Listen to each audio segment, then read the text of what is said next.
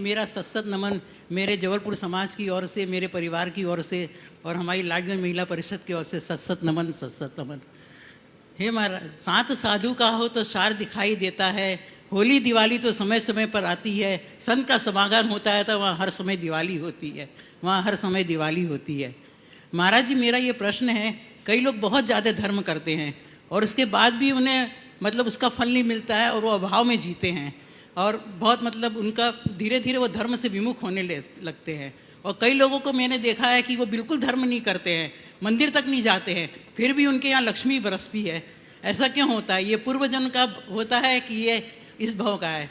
देखिए, आपके सवाल का उत्तर भी पहले सवाल से जुड़ा हुआ है। यही हम वही गलती करते हैं, हमने पैसों को धर्म से जोड़ लिया, हमने सद्भाव को, संपन्नता को धर्म से जोड़ लिया। ये भ्रम है।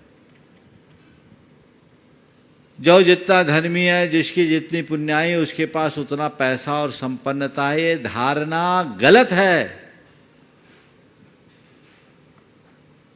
अगर तुम ये मानते हो कि पुण्य से पैसा होता है, तो जिसके पास जितना पैसा वो उतना पुण्यात्मा, और जिसके पास जितना अभाव उतना पापी। मानोगे? मानना ही पड़ेगा, व्याप्ति तो पूरी बनेगी। पैसा पुण्य से आता है, तो जितना पैसा उतना पुण्य, या जितना पुण्य उतना पैसा, और जिसके पास जितना अभाव हो उतना पापी। तो बोलो, हम लोगों के पास तो एक छिदाम नहीं है। लेकिन महाराज जी, ये भी कहा जाता कि इस पहले मेरे सवाल का जवाब दो। क्या मानोगे हमको, पापी की पुण्यात्मा? पुण्यात्मा। जोर से तो बोलो। पुण्यात्मा। हाँ, पुण्यात्मा। पुण्यात्मा। तो फिर मेरे पास तो पैसा नहीं है, पुण्यात्मा कैसे हो गए? लेकिन आप तो महाराज जी वितरागी है ना, इसलिए तो पुण्यात्मा कहेंगे आप। अच्छा, अपने पुण्य भी अलग अलग लोगों को अलग फलता है। हम लोगों के लिए पुण्य अलग फलेगा, तुम लोगों के लिए पुण्य अलग फलेगा। तुम्हारा पुण्य अलग क्वालिटी का, हमारा पुण्य अलग क्वालिटी का।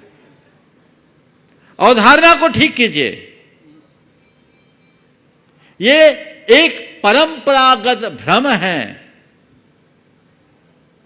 कि हमने पैसों को पुण्य से जोड़ दिया। पैसा पुण्य से नहीं आता, पैसा पाप से आता है। थोड़ी कठिनाई से हजम होगी मेरी बात, पर हजम कराऊंगा। लेकिन महाराज जी सुनो तो अभी, अब तुम्हारा काम हो गया, मेरी बात सुनो। पैसा पाप से आता है। कैसे? आप कहोगे, महाराज आप पैसा कमा तो घर बैठे कमा लेते हो क्या? अपने आप ऊपर से टपक के आ जाता है क्या?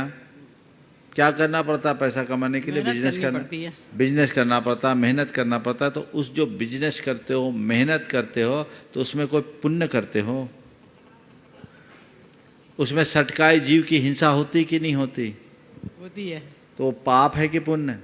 पाप है। तो पैसा पाप से कमाया कि पुण्य से कमाया? पाप से। समझ में आ गई बात? अब आपका एक सवाल और होगा कि महाराज, जब ऐसी बात है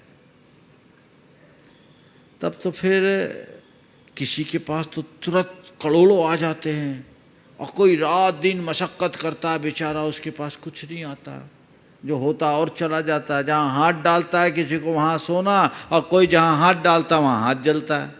ये क्यों? शायद आपके प्रश्न का भाव भी यही है। किसी के द्वारा जहाँ हाथ डाले वहाँ सोना लगे, और कोई जहाँ हाथ डाले वहाँ हाथ जले। इसके पीछे की वजह क्या है? सुनिए। यहां पुण्य और पाप का योग है। वो कैसे? पुण्य से पैसा नहीं आता, पुण्य से अनुकूल संयोग मिलते हैं। क्या मिलते हैं? पुण्य अनुकूल संयोग देगा। अनुकूल संयोग क्या? अच्छी बुद्धि, अच्छी गुडविल, अच्छी लिंक, अच्छी लाइन, मौके पर जगह, आपको वो सब चीजें पुण्य देगा।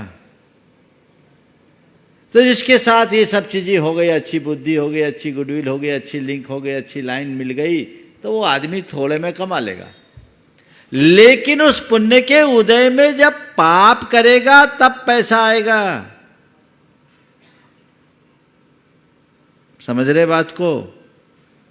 ऐसे ही पाप प्रतिकूल संयोग देता है, तो उसके लिए बेचारे के लिए बैकग्राउंड ही प्रॉपर नहीं रहता, तो मेहनत खूब करता, परिणाम नहीं निकलता।